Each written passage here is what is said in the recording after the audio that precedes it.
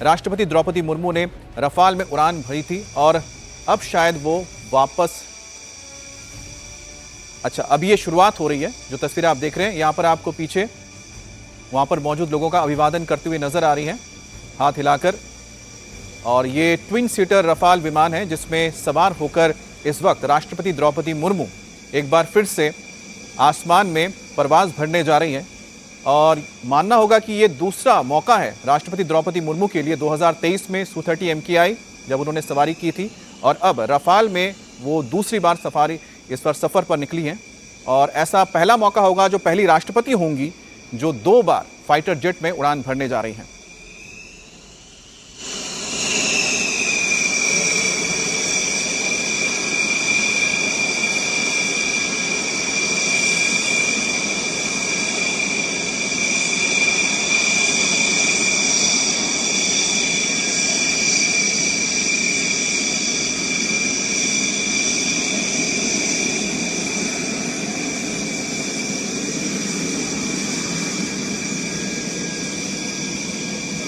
तो आप देख पा रहे हैं कि यहाँ पर 2 रफाल आपको देख रहे हैं, दोनों ही ट्विन सीटर ये ट्रेनिंग फाइटर्स हैं जिसका इस्तेमाल किया जाता है देश में पायलट्स को ट्रेनिंग देने के लिए रफाल में, जो भारत का सबसे अत्याधुनिक ओमनी रोल 4.5 जनरेशन का ये विमान है।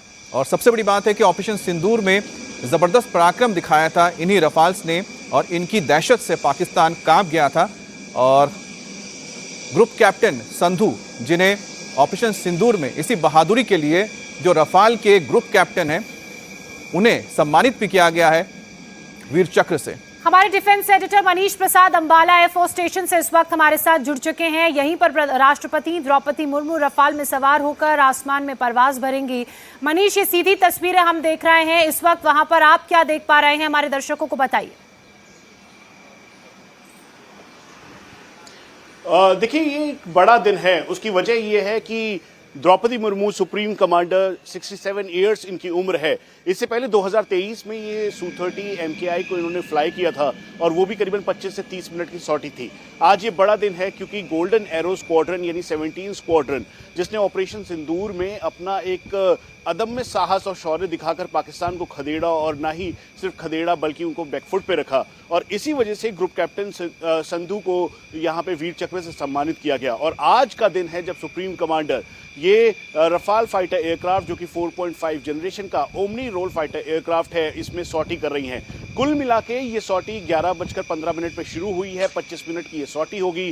ग्रुप कैप्टन इसे खुद फ्लाई कर रहे हैं। 25 मिनट के अंदर सुप्रीम कमांडर यानी द्रौपदी मुर्मू को ये सब बताया जाएगा, जानकारी दी जाएगी। भारतीय वायुसेना के रफाल फाइटर स्क्वाड्रन के पूरी एक एक डिटेल की जानकारी देते हुए बताया जाएगा, खासतौर पे क्योंकि जिस तरह से ऑपरेशन सिंदूर में एक अहम रोल में रफाल फाइटर एयरक्राफ्ट था, तो ये सांकेतिक तौर पे एक बहुत क्लियर मैसेजिंग है।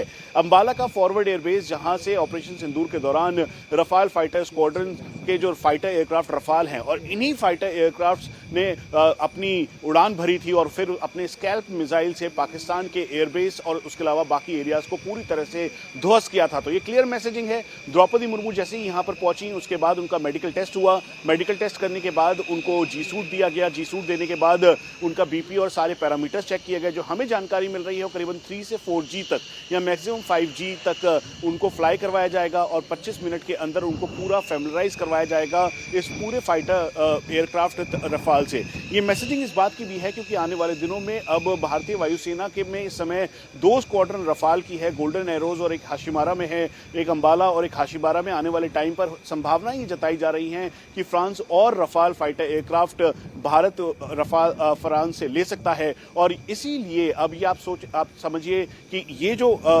इस समय प्रेसिडेंट की ये जो उड़ान है वो काफ़ी ज़्यादा महत्वपूर्ण और इम्पॉर्टेंट भी है।